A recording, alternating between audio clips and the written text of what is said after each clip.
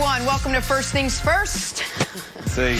I'm Jenna Wolf alongside It's time. Wright, Brandon Marshall. It's time. Kevin, did you not know? Oh, I lost track of time. That's going around I see these what's days. happening here. I lost track of time. I thought it was. I thought we were starting at 7:31, not 7:30. 4 down. Can't blame me though. 4th down. Can't blame me. Gotcha. It's time now. I see what's happening now. I see. Can't blame Your me. buddy Kevin Wiles is none too amused, Nick Wright. It's the sinner's fault. Yeah. All right. Yeah. Sorry about Let that. us Hey, tell good morning, America why Nick was a little late for the start of the show this morning. We'll head to last night's game, little Thursday night football. Bucs Bears under a minute left to go. Bucs need a field goal to win. 4th and 6. Brady misses his receiver. That's basically it. But wait, it's 4th down, right? Guys, everyone got it wrong but me, right, guys? 4th. Wait, is it possible Tom Brady lost track of downs last night? Because it certainly appears that way. That is how this one ended. Brady none too happy about it. Bears hang on for the 20-19 win. So what happened? Here's Tom Brady on that final play. Yeah, I knew we needed a chunk, and I was thinking about more yardage. And then, it was bad execution. And we had a great opportunity there, so just didn't execute when we needed to. I didn't have our team ready to play, so it's obvious. Bruce, at the end of the game there, that last drive, it looked like Tom might have been confused with what down it was. Did he not know it was 4th down? Yeah, he knew. He knew. I'm not sure what's worse, knowing and making that mistake or not knowing and making that mistake. Either way, there's a lot of cleaning up to be done in Tampa this week. But, Brandon, let me start with you. Whatever you want to call a mental error, whatever it was, is that what did Tom Brady's little error there cost the Bucs that win last night? Nick, you sure you want me to start? Do you want to start? No, you go right ahead. I'm gonna.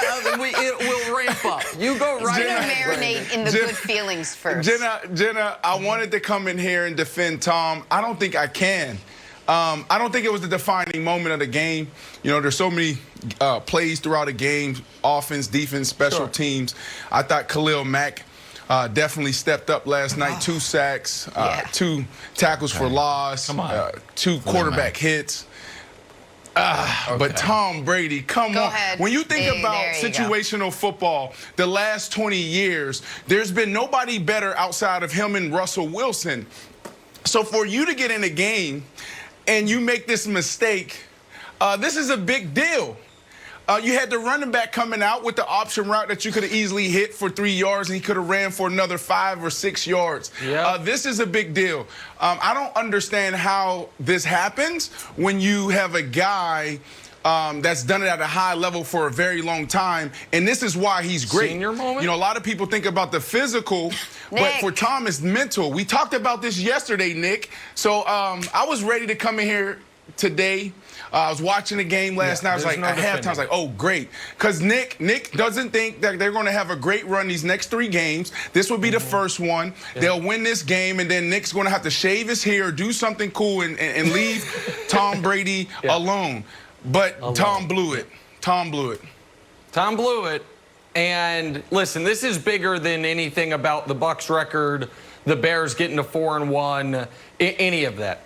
Because my entire life, there has been a go-to phrase when it comes to an athlete who probably hung on a little too long, changed teams, and your final memory of him is not what you wish it was. And that phrase has always been Willie Mays stumbling around in the outfield for the 73 Mets. Well, for the next generation, the phrase is going to be Tom Brady forgetting what down it was. Oh, it's not? Oh, Wilds. Oh, no, okay. No, that's your. All right, Wilds. Because there's still a lot of football left. Serious. I can't tell. No, I'm totally serious. Listen, hey, those 73 Mets, those 73 Mets, by the way, that happened in the World Series on a very foggy day when everyone was falling down. Nobody remembers or cares about that. It was Willie Mays wearing a jersey that seemed unfamiliar. It also doesn't matter that Willie Mays is, in my opinion, the greatest baseball player ever. Part of his sports epitaph is that. Tom Brady is the greatest quarterback of all time. And this season is not going to go well for the Bucs. This season already is not going well for Brady with 2 pick sixes in 5 games. Congrats to him, by the way. He avoided one last night. And forgetting what down it is, which is something you can count on less than 4 fingers, how many times you can remember a quarterback doing that, particularly when there wasn't a spike play involved, which sometimes can make you lose track of downs, is a mortifying moment for any quarterback in the league, Wilds, much less a guy who is out there allegedly because he is the smartest, most aware, most connected guy on the field at all times. So absolutely Tom Brady, forgetting what down it is, will become this generation's Willie Mays stumbling around in the backfield. I like the creativity of the take, but it won't for a few reasons.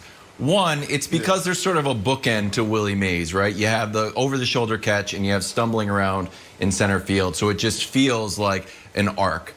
And you could argue that, sure, like Tom Brady is like the ultimate comeback king, and now he lost track of downs. But Brandon, I'm not entirely blaming this on Tom Brady. There's 2 variables here.